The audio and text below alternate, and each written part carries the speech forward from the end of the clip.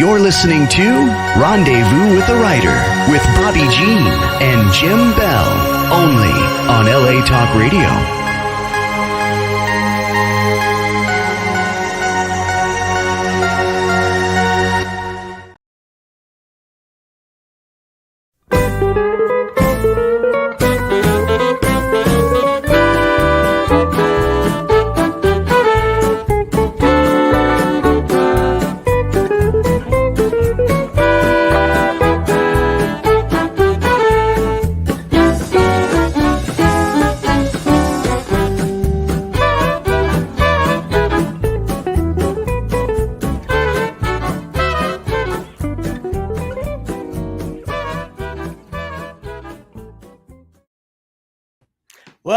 Welcome to Rendezvous with the Writer, where readers and writers meet. And story is everything. We're Jim and Bobbi Bell, your hosts for tonight. And thank you for riding along with us tonight, whether you're listening live or watching live or you're picking up one of the archived podcasts. We are delighted that you are here with us. And that opening music was courtesy of the Hot Texas Swing Band, and it is titled Hot Texas Swing. And let's see. Oh, who do we have joining us first off tonight? Two guests tonight. Henry Park with True West Magazine and Frank Weber, our special guest author. Yes. Welcome, fellas. Yeah. Welcome. Thank you. Thanks for having me. So, Henry, we'll kind of start with you at the top of the hour here, and I know you'll stay with us for the whole show. We are just back from the Western Writers of America conference, and we met True West's editor, Stuart Rosebrook. You know, the funny thing is I have been working with him for, 5 years, and I've never met him face to face. There you go. Always been on the phone or text. I feel like I know him well, but I have no idea what he looks like. Well, we got the chance to meet him, and we told him first thing. You know, we said that you were on our show the first Thursday of every month, and he said, "What show is that?" And we told him, and then he said, "You're with Blue Cottage Agency," and we said, "Yes, we are." As is Frank Weber, our featured author tonight. So it was kind of like we were in old home week, even though we'd not met before. Yep. So let's see. You want to hold up the cover of this is the current issue, hot off the press, True West Magazine. We get Kit Carson on the front, and you're going to talk about Clint Howard, I think, right? That's just what I was reading. in stereo. That's right.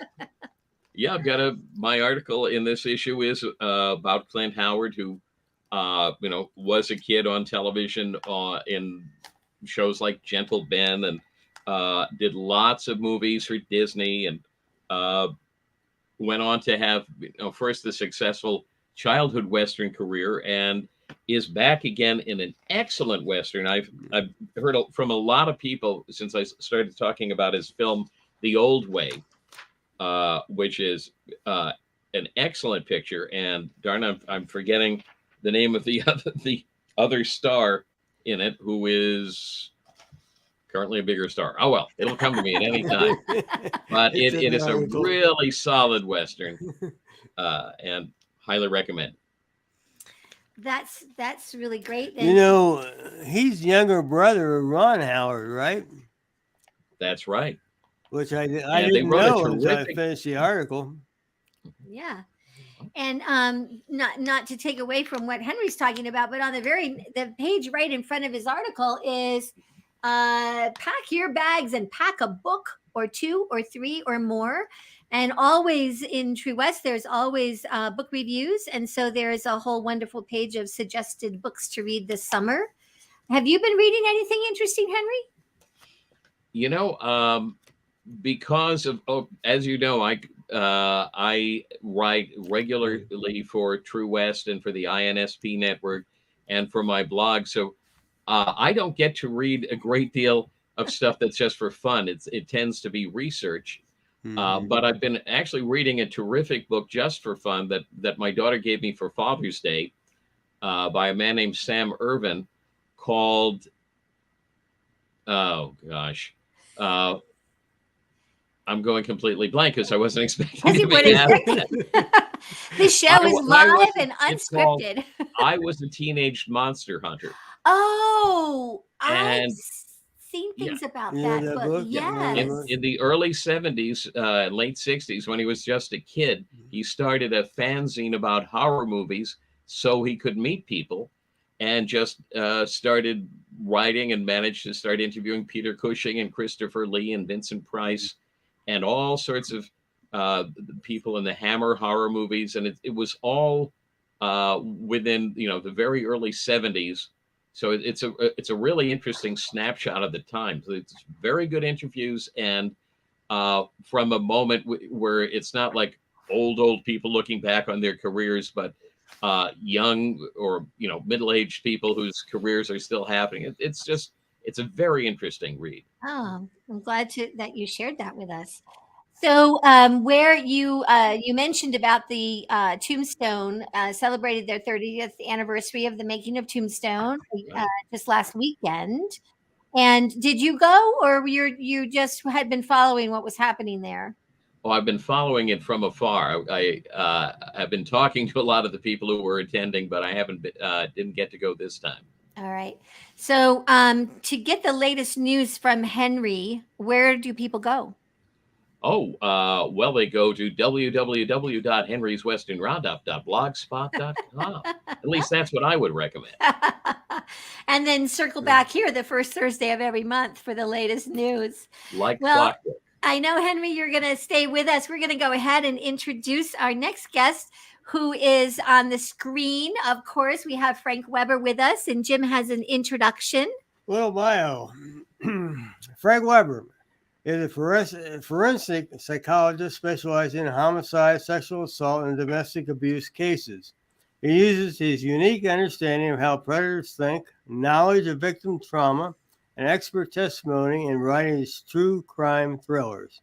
He has profiled cold case homicides and narrated an investigative show on Oxygen. His award-winning books include Murder Book, The I-94 Murders, Last Call, Lying Close, Burning Bridges, and Black and Blue, which we profiled the last time. His new book, The Haunted House of Hillman, we'll talk about tonight. He has been the recipient of the President's Award for his forensic work from the Minnesota Correctional Association. Wow. Welcome, Frank. Welcome, Frank. And Bobbi and Henry. What a book. We're going to talk about the book in greater detail in a few moments. But first, of course, we always have to just give our readers reaction to this. And again, Frank, you have turned in a page turning some really bad people. We want to see them. We don't know exactly who they are. It is a thriller, keeps you on the edge of your seat. You keep wondering, you look at that cast of characters and you kind of go, could it be this one? Could it be, oh, no, it's not that one. Could it be this one? And you keep the secret right up until almost the very end. And we are delighted to have you back with us. Thank you. It's wonderful to be here. Yeah. Do you want to just start with, tell us, in case you missed the first interview we did with Frank back in January, which was terrific. Why don't you fill us in a little bit more, Frank, about kind of what you do and how it led to writing? Okay. So I'm a forensic psychologist. I'm the person who gets called in to do interviews in homicide and sexual assault cases.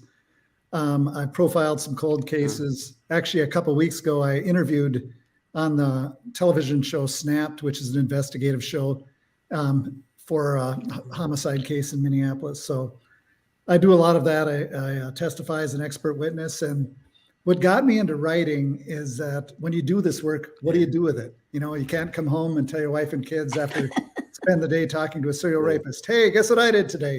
You traumatize everybody in the family. Yeah. And so I just started writing true crime murder mysteries, putting them in a 3-ring binder in the closet. And I like a good mystery. I like a great mystery where it invites the reader to come along and solve it. And so I would just play with those and have some fun with it. And it was actually after all of my kids left home where I decided to take one and seriously consider publishing it. And part of it is, that it's funny what we do to ourselves, because initially it was just a way of venting.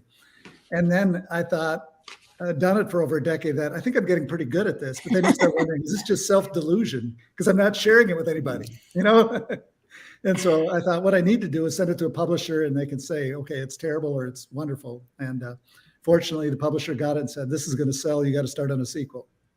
Did the first book have to go through many edits and things, Frank? Or was it just pretty much ready to go? Well, it was pretty much ready to go. But part of it is I worked with editor Tiffany Madsen at the time before I sent it to the publisher. I had her go through it numerous times to make sure it was okay. And plus, my wife had read it, and I learned to write by writing. That initially she'd say, "This isn't a sentence," and I'd think, "Well, that was a sentence when I wrote it." So I learned a lot about writing. There you go. Do you have a question? Oh, we always have a lot of questions. Well, one of the that we things I don't want want to share with you, Yes. conference, I believe you met Krista Sukup and Janelle Madsen. Yes, who were we sure on did. Rendezvous Cottage, Yes. and they're my publicists, so that was good. We sure did, and we love to see all of what they do to promote you. We see that you're all over. I don't know. Do you get home for dinner ever? It seems like you're at libraries and you're just Right. Yeah. Tell us about since January you've been doing a lot of live appearances. Right, and then just the past 2 months, I think I had, besides my work, I had 17 presentations in May and 19 in June. Where people have asked me to just come and speak on my books or paid me. And it's nice that there's such a demand for it. And I enjoy it. It's what I love doing, the writing, and I love talking about mystery and forensics. Yeah. I want to ask about, we're talking about an inspiration here. I think maybe this is sort of a true story you built this book on. Is that right? It is. It's based on a true story, yes. Mm-hmm. It was from a long time ago, was it, or just a couple of years ago? And I assume it was maybe in Minnesota. Yes, and it was it was actually a little over a decade ago, but it spanned a period of time, and that's why I needed to write it as I did in the book.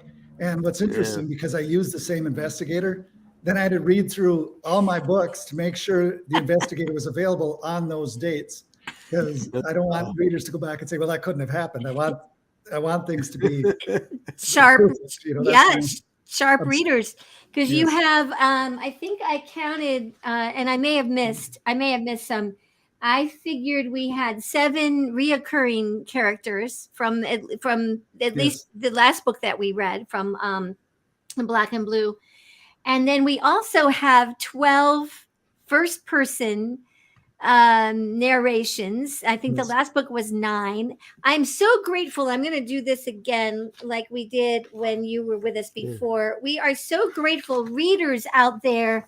Don't you love it when the author helps you, and in the front, even though this is not Tolstoy or something Russian that is very hard to follow, the cast of characters, this was so helpful that he provides a cast of characters and maps, because again, this story takes place in more than one area in Minnesota, doesn't it, Frank? Yes.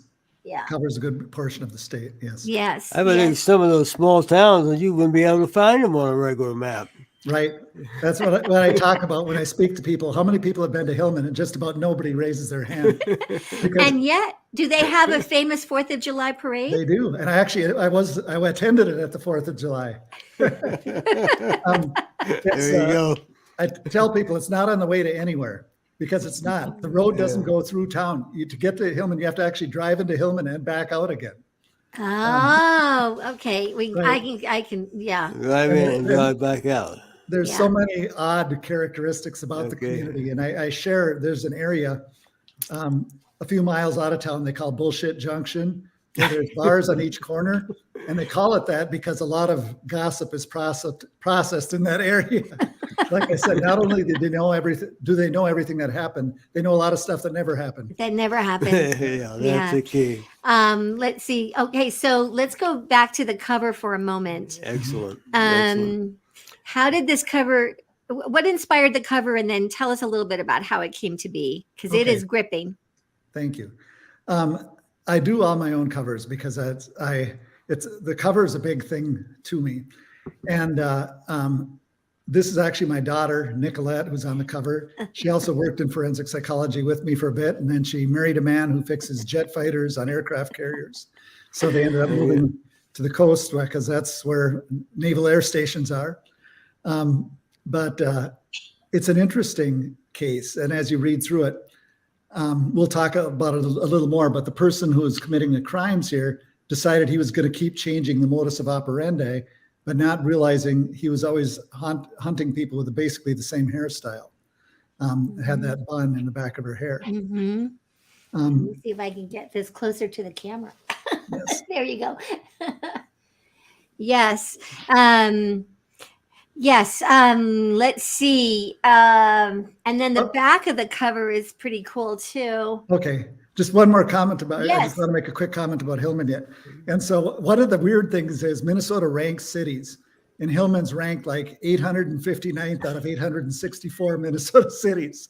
And when I was telling my brother that, he says, that seems a little high. A little high. That's I actually included that quote in the book. Okay. Back cover. Back cover. So that's Elise Yates again. She's been the Serena character in my books. And so we had taken, there's a scene where she's walking through the woods at the end.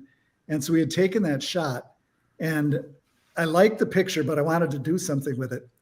And so I got off work on a Friday, and I was driving on Highway 10. And all of a sudden I saw this train comes passing by the freeway, and there on that train, there's that painting where someone had painted creep on the bottom of that train. Thought I knew exactly what I was going to do. I thought, I'm going to tear that picture, put that picture of that train car behind it, and that'll be the back cover of my book. So I had to gun it, get ahead of the train, and pull over, dig my camera out of the back of the car. And I'm standing on the freeway taking this picture. Cars are going by like 80 miles an hour.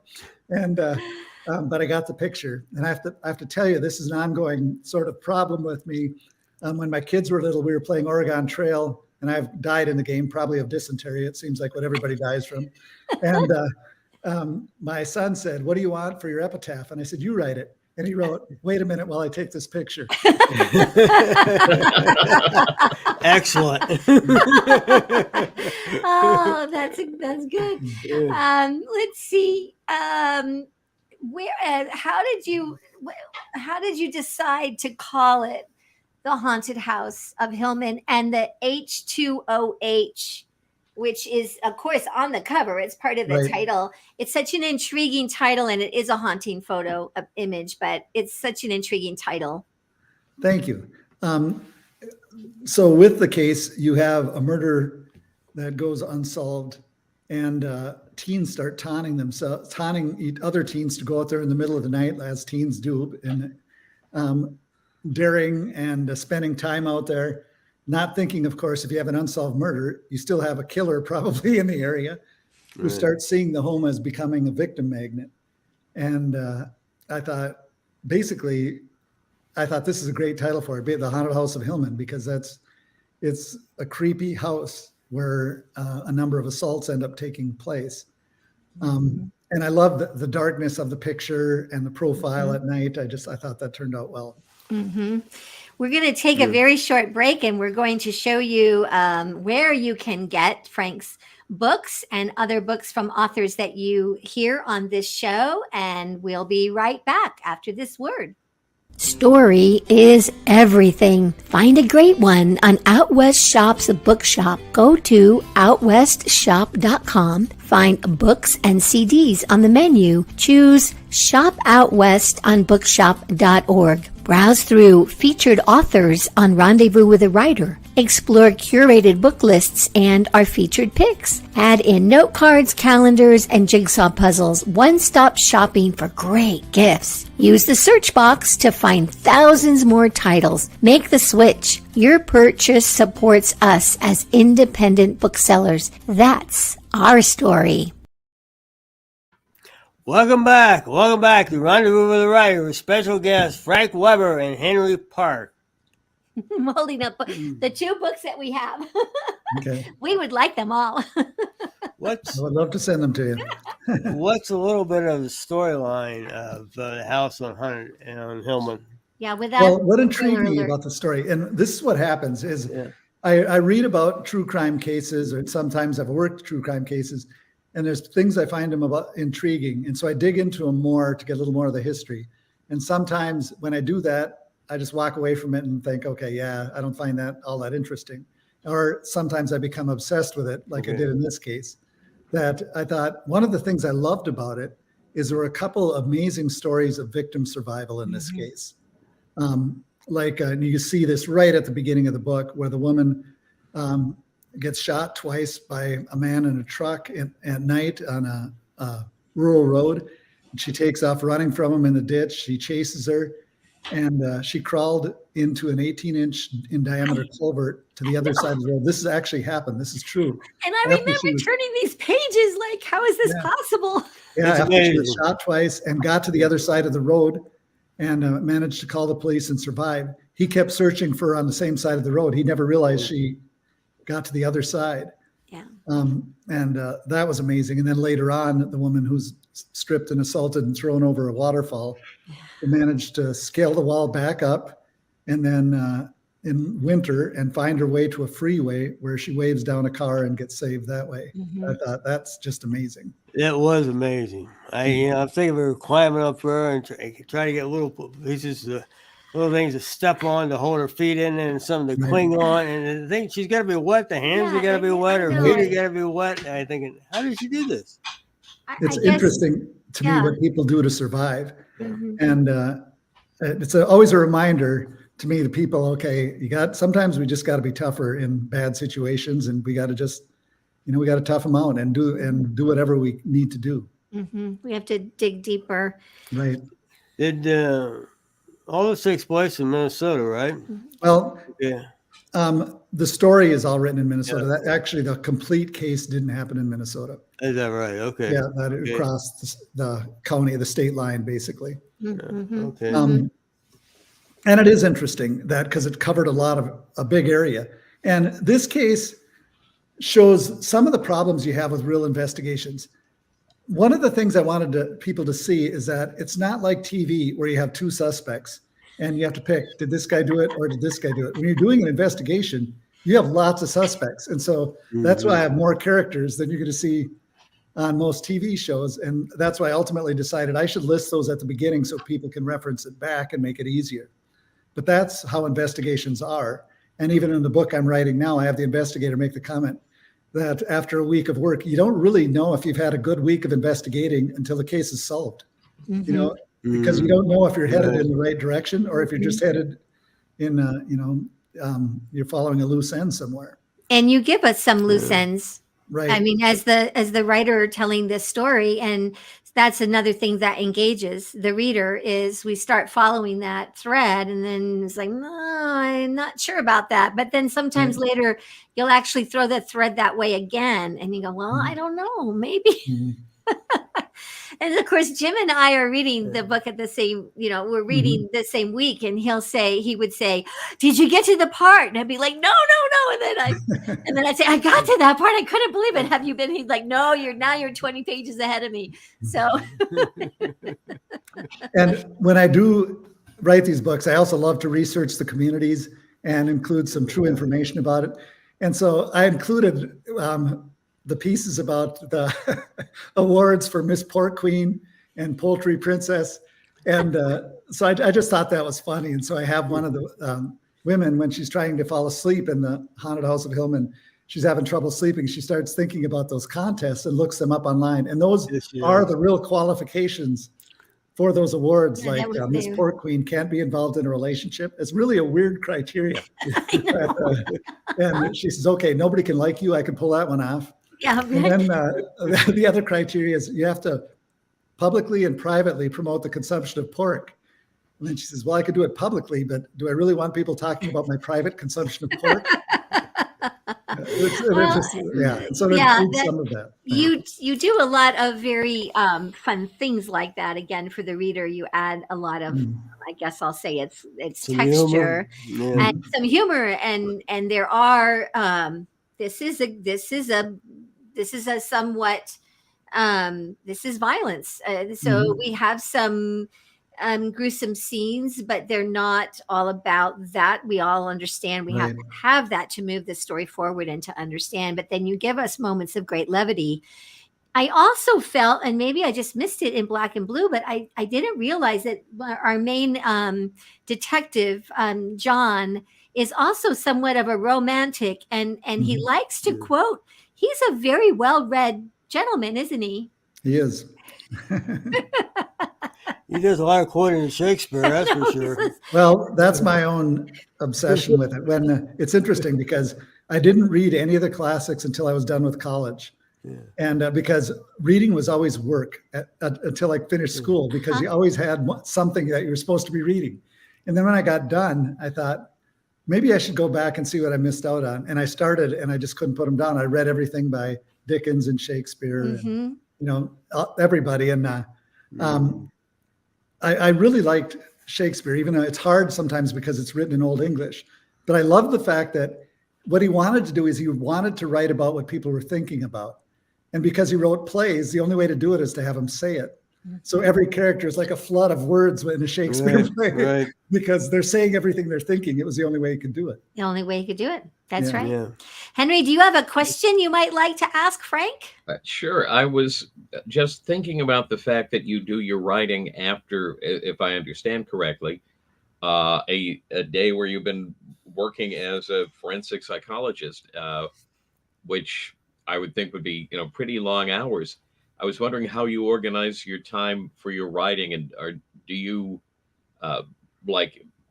write a certain amount of time or assign yourself a certain number of words or pages? I do not. Honestly, I feel like I never have enough time to write. And so I write when I can. It's my passion. And so I sneak it in whenever I can. I'm one of 10 kids, so I'm very good at ignoring distractions. Which is both positive and negative. Especially when you're married.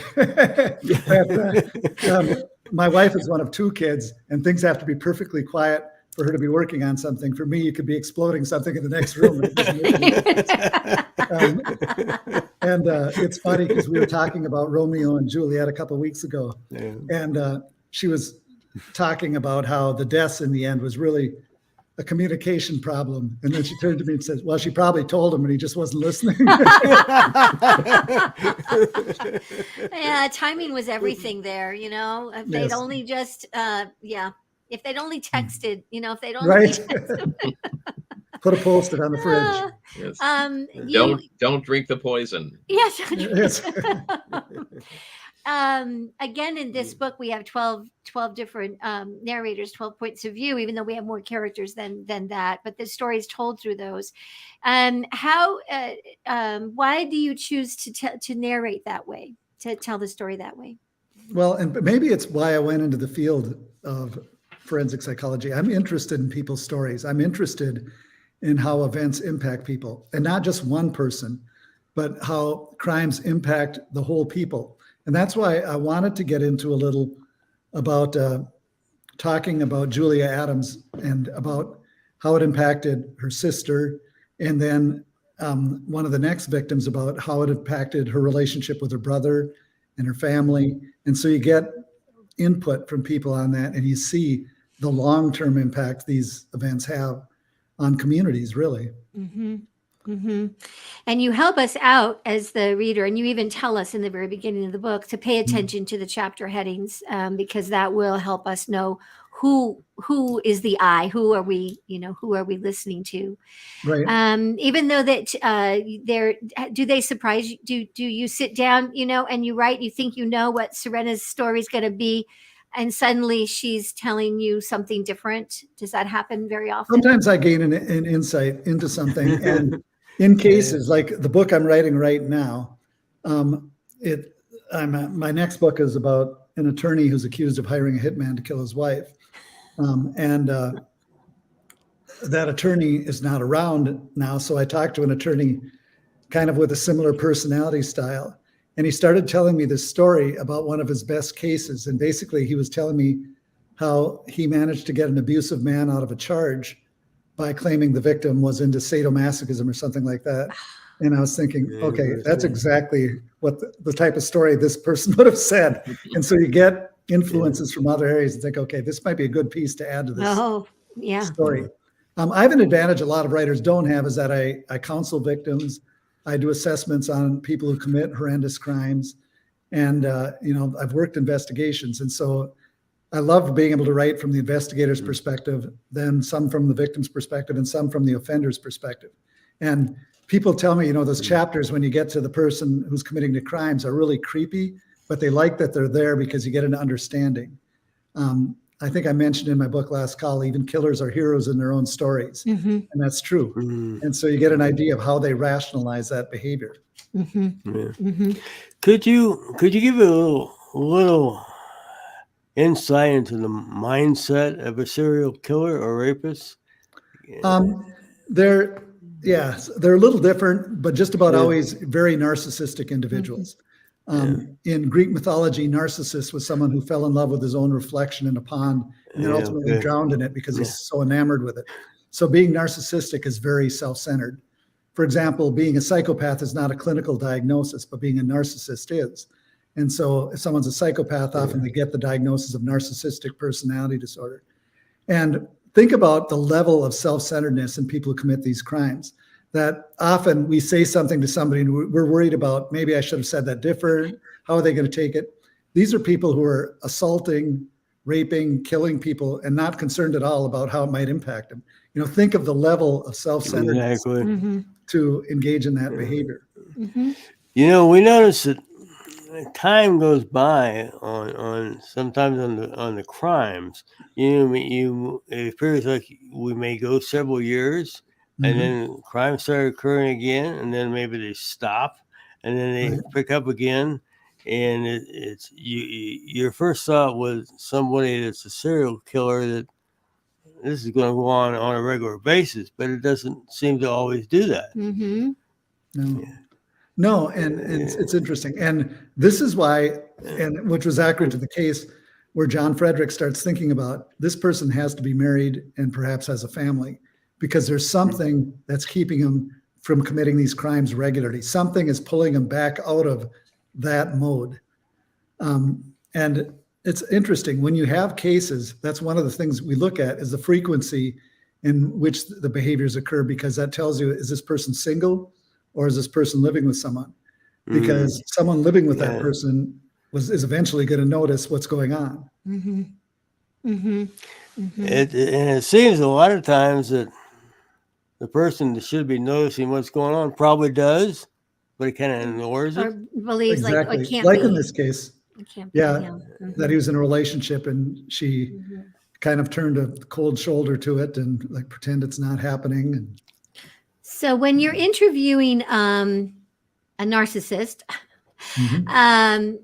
are there some smart kinds of questions that you ask? Are there some things that how a narcissist will, if you get up and leave the room, will that just drive the narcissist crazy because they're no longer the center of the attention? Or are there some tips if we're around a narcissist? well, part of it is I typically don't leave the room just because my job is to get information from them. And if you leave the room, then they come up with a new story, like, like they defeated you or whatever it might be, that they're always turning it from their perspective. I think I shared my favorite narcissist quote perhaps last time. Was one narcissist told me, he said, "Frank, I know you think I'm narcissistic, but I've just never been in a room before where I wasn't the smartest and best looking person." That's how they think, it's that level my gosh. of intensity. And so one of the things I do is sometimes I take advantage of their narcissism and talk about, most people, when I do these types of interviews, they can't really explain their mode of behavior. They're not capable of the insight of understanding it and explaining it. But I think maybe that you're someone who's smart enough who could. And then they get into it because they want to show you that they're smarter than everybody else. So the task is to use their narcissism to get information. One thing I like about interviewing narcissists is they often don't lawyer up because they think they're smarter than everybody. There you go. There you go. Interesting. Do you want to ask the Hot Wheels question? Hot Wheels. Hot Wheels. Yeah, there's a little clue in the book, and Yes. this is a little toy, Hot Wheels. What made you come up Yeah, with are that? you a collector, or was that part of No, this actually, story? what Or- was interesting is in the case, there was a Hot Wheels car that was found, which didn't ultimately become the convicting evidence, but it was significant. And then I started doing a little research into Hot Wheels, and I saw that there's this Beach Bomb Hot Wheels car that sells for $175,000. And I thought, oh, that would be the perfect to have that, because Yeah. if this person had that, there were only two made, and he didn't realize the value of it, that if they found the person with that car, they know they had the killer. It was taken from the home. Mhm. Yeah, it's you're just a wonderful writer, because you craft these things into the story that give us. There are also moments that we can take a little breather, and then they become so important. They have a role later on. Let's see. Oh, go ahead. Do you have a question? Well, we talked about COVID the Yeah, I other was day, just and how it has a serious impact on the storyline here. Well, I think it's Yeah. important to include it, because Yeah. we experience a pandemic that happens once a century, that, and Yeah. I like people to just share the significance of it, because it had an impact on education. It had an impact on employment. It changed our world to some degree. True. I like people to stop and think about what's going on right now in the world around them, and how we've all been impacted by various events. Mm-hmm. Mm-hmm. And in the beginning, it does take place through the COVID years, they're covered in Yes. the time span. And so it made sense to me that, it would come up, but it was sort of lightly Mhm. brought up. And then later Yeah. on, we learned it actually has a tremendous impact on the kind of jail and parole. Right. And, Well, and that. I'm sorry for interrupting. No, Bobbi, no, but one of the jump. things people don't think about is, and I, working in Yeah. forensics, have a better understanding of this, that, okay, so what happened during COVID is you have probation officers supervising offenders all over the country, and they shut down all the probation offices. And so now all of these people are just reporting over Zoom and cell phones and things of that sort. And the corrections agent called Zoomification, which has basically meant that people are no longer accountable. And because what would happen is, if an offender wanted to go somewhere and they didn't have the right to be there, and they were supposed to be checking in, they would say, the internet's not working. Mm-hmm. And of course, you couldn't violate them for that. Yeah. That nobody would send them to prison for that, but they wouldn't be there, and you wouldn't know where they're at. I don't think it ever made it into any news stories that we had this kind of thing going on, that was another. Right. Did you notice that in your line of work were there any more or less crimes during this particular period that would be something that you get involved with? It's interesting. I don't think there was a big change, because Okay. you had a couple factors working against each other. One of them is you had more people not working, which increases your crime, but you also had less events where people were out drinking And and opportunity. interacting publicly, which decreases your crime. And ultimately, in the end, I think they kind of balanced out. Mm-hmm. Mm-hmm. We're going to take one more very quick break and hear a little word from our sponsor, Out West Shop. Don't go away. Here at the Out West Shop, we're passionate about the American West, the truth and the myth. We're purveyors of fine Western goods. We scout for unique and distinctive apparel, accessories, home decor, and general merchandise that are a reflection of the Western lifestyle. We hunt for unique artisans and craftsmen who are inspired to create decorative art you can wear based on their own love for the story of the West. We round it up and bring it to you. Check out OutWestShop.com when you need anything Western. Welcome back to Rendezvous with the Writer with special guest Henry Park And Frank Weber. and Frank Weber. And should you decide to go check us out at OutWestShop.com, use coupon code RADIO and save $10 off a purchase of $75 or more. This is so delightful to be sharing this time with both of you. Frank, if this were to become a series or a film, do you have anybody in mind as you're writing characters where you go, oh, I know who'd be great for John, or who would be great for Maroon Man, or who would be great for, do you think about that as you're writing? Well, what's funny, when I wrote my first book, I was thinking, oh, Edward Norton would be perfect for the John Frederick character. And then now we're all getting older, so maybe he's aged out of it. But it's interesting. The Serena character is based on my wife, and I named her Serena because she gives me serenity. One of the things I talk to people about is you don't need someone who's like you, and that's what the example of the John and Jada characters. They're just too much alike. That can't work. They're both too high octane. What he needs is someone who brings him peace. And that's what my wife brings to me, that kind of settles everything. And, the way he relaxes at night and things of that sort, that's what we do. That works for us. Is there a message as the reader closes the book? Is there a message or a hope that you have for what the reader will take away?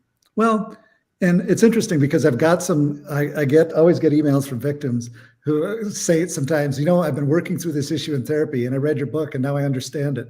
That I always try to offer people a little guidance in working through trauma and just taking away the way victims deal with things.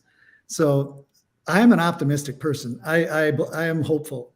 I think we can make the world better. I think we do make the world better, but not everybody's participating, but enough of us are, and so we keep doing that. Yeah. And we're going to run into obstacles. That's not unusual. I mean, that's happened since before the birth of Christ, that people haven't run into obstacles, and we've had to deal with them.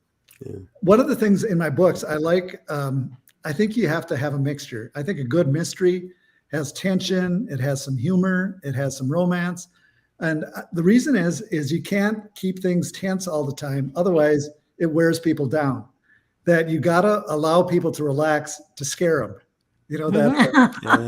And I love writing. I love Hitchcock's theory that the tension is not in the gore; it's in the anticipation. That's right. And so to create that, to get people thinking, and that's right. And I could think as I knew we were proceeding to get to something. I could feel that. I could almost see it. I would like to see this in a black and white if this were to be aired.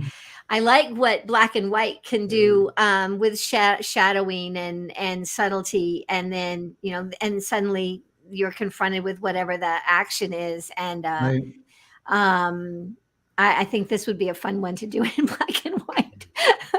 I don't know, Henry. What do you think about black and white? Oh, my world is black and white, unless it's been colorized. Yeah. Unless it's been colorized. That's right. Let's see. Do you want to ask about his crazy? Well, first, how about forensics on TV? Oh, yeah. Did they get it right? Is there anything? Occasionally. Like, this is why one of the things I bring up in the book is that exposed DNA only lasts 13 days. You never see that in a show on television. That you can get DNA years later from a body, but it has to be sealed. You get it from inside a tooth. You get it from drilling into the thickest part of a skull and getting DNA. It has to be sealed. If it's exposed, you lose it.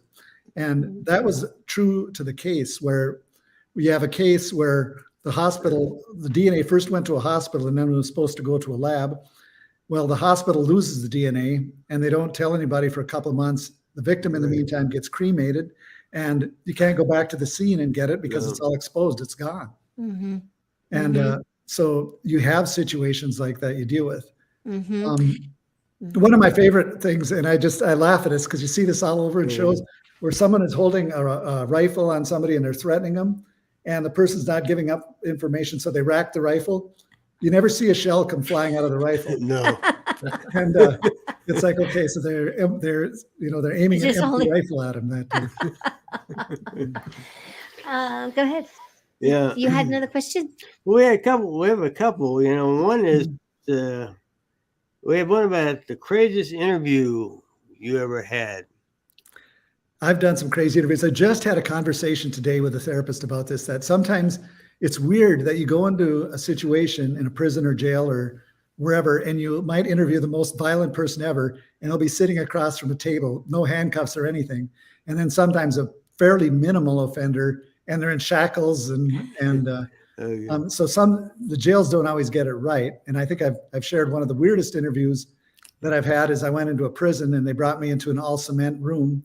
The only thing in it were 2 plastic chairs facing each other and a metal plate bolted to the floor between them with a chain coming off of it like you'd pull a car with. And they said, have a seat. We'll bring in the guy you're going to interview.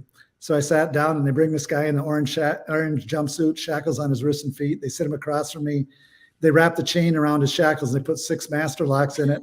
And they say, okay, are you comfortable interviewing him now? And I said, well, I have him on 2 rape cases. Typically I do that interview. He wouldn't even be handcuffed. And they said, well, he killed a gang member last night. So I said, well, I guess I'm okay interviewing him like this. So we spent the afternoon talking. There's a reference in this book to an underground prison. Yes. It's Oak Park Heights in Minnesota. It's the only maximum security. And most of the prison is underground. Talk about hell on earth. These are people who are doing life sentences without the possibility of parole underground. Oh. Frank, where can people follow you and get your books and such? FrankWeberAuthor.com. Otherwise, I have my books. I have a blog where I talk on there. You can go to bookstores all over and buy them. I'm very fortunate that I've got a great deal of publicity and following through that. Yeah. You have a quote, Jim. Jim always likes to have a couple of quotes, and he got a couple out of the book he's going to share right now. True. Both came from the book. The first quote is by our main character, John Frederick, the detective. He's quoting Chinese philosopher Lao Tzu, who says, being deeply loved by someone gives you strength, while loving someone deeply gives you courage. That's kind of John's a real romantic. Yeah, I like including those lines. And sometimes just weird insights in, like one of the books I talked about, how he mentions, okay, 3 frogs are on a log, 2 decide to jump in the pond. How many are still on the log? Well, the answer is 3. Deciding to do something isn't the same as actually doing it. And get people thinking about that be careful of what exactly you're saying. Yeah. Yeah. And yes, you have one more. Yeah, our customer Marshall, he's now dating our customer. Our character Marshall is now dating our character Vicky. And he says, give a man a fish, you'll feed him for a day. Teach him how to fish, and you'll feed him for a lifetime. And Vicky says, oh, I thought it was to teach him how to fish, and you'll never see him on the weekends. Yeah, there's always a little bit of levity in Frank's books. And we just so appreciate you. I'm looking at time, and I can't believe how quickly this is gone. So, Henry, one more time, how can people find you? Oh, they can find me every month in True West. They can find me on the INSP blog, and they can find me at Henry's Western Roundup, which is www.henryswesternroundup.blogspot.com. And next week, our guest, we're having a children's author with us next week. Her name is Sandy Wright, and she has a 3-part book series called the Santa Fe Sam series. And it's very interesting. We're going to hear all about this. You take a picture with your phone of the qual code, and then you go to pages within the book, and you hover over the page, and the picture will come to life. So Sandy will be with us next week. We really thank you both for being with us tonight. And Henry, we'll see you again next month. I look forward to it. And we'll be celebrating our year anniversary next month, Henry, when you're on. It'll be a year. Yeah. Well, thank you. And I have to tell Henry, I didn't realize that was Ron Howard's brother. Now I'm going to got to look up that article and read it. So and read their book, The Boys. They wrote a co-autobiography. It's terrific. Yeah. Okay. Yeah. Thank you. Appreciate that. Well, let's see, Jim. What else? Anything else?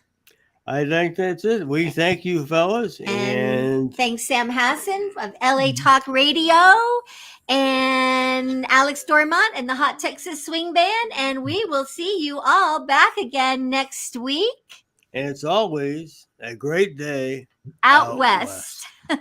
Thank you, Jim and Bobbi.